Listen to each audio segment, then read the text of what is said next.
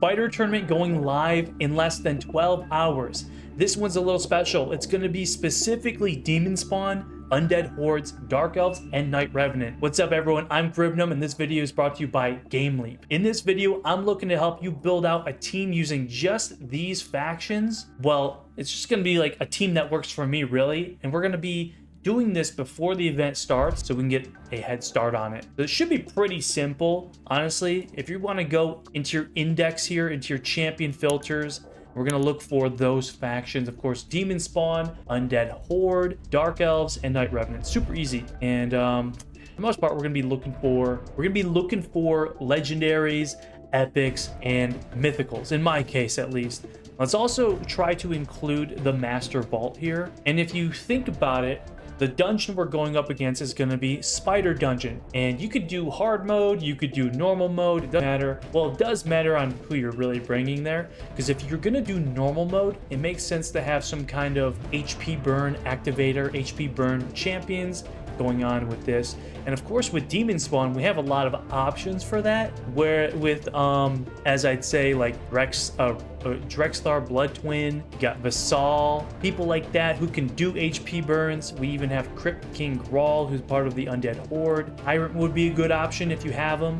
And as we roll into the epics, we have Magnar. I don't think he's bringing his own HP burn, but it does say that he's going to hit the opponents, I think a second time. As a debuff spread, 2 random buffs. I think with this one, attacks all enemies, places an extra hit on enemies without HP burn. Okay, so you probably wouldn't want to bring him actually. But the options I'm going to be choosing are going to be for the hard mode dungeon. That one's a little easier once you start getting into that higher echelon of gameplay, once you get to become like end game, late game, all that stuff.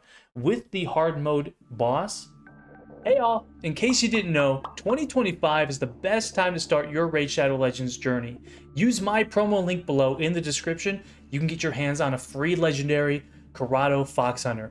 As you level up, you get access to Uugo, Rector Draft, Tagoar, and Mausoleum Mage. So use my promo link below and start your account off right in 2025. You're going to be looking at killing the spiderlings as much as possible. You do want to go fast, but read right here. This line right here says, whenever a tainted spiderling dies, inflicts damage to the boss equal to 3% of their max HP.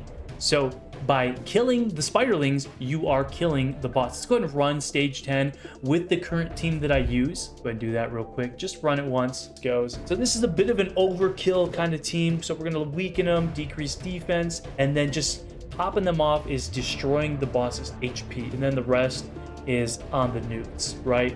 Easy stuff right there. We have to replicate that if we're going to do a hard mode, hard dungeon with those factions: Demon Spawn, Undead Horde, Dark Elves, and Night Revs. So that's what I aim to do today. The first things first is we're looking for some heavy hitters.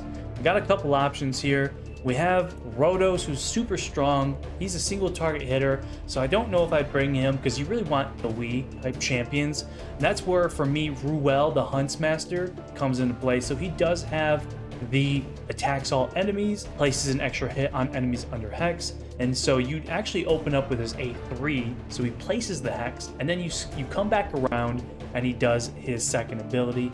I think this champion does kind of need a bit of a buff. That way he can do an extra turn after placing Hex. It'd be really nice to have for this guy.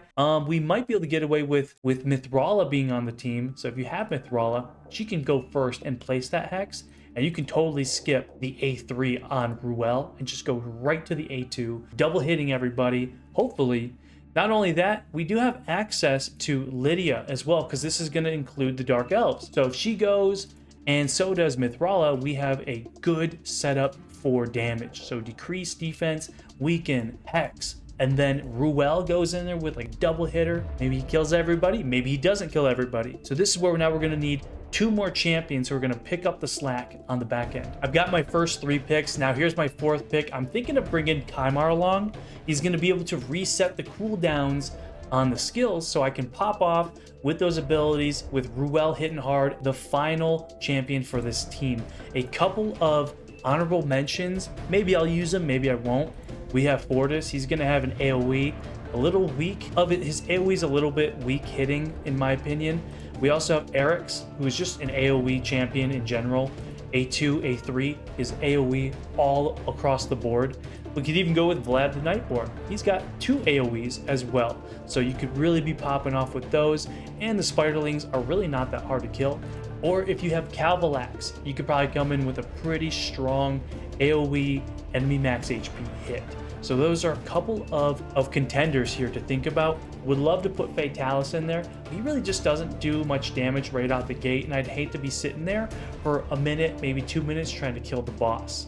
For this boss, you do want to be going pretty fast because the boss can get ahead of you and it can kill you if you're not fast enough, essentially. So you really want to run your champions upwards of like 270, nearly 300. I think the boss goes somewhere around like 250 or so speed. So you really want to be above that. I could be wrong on those speed numbers, but my Mithrala should be totally fine. She's at 293. We have Lydia here in Perception set, 322. She's going to go pretty fast.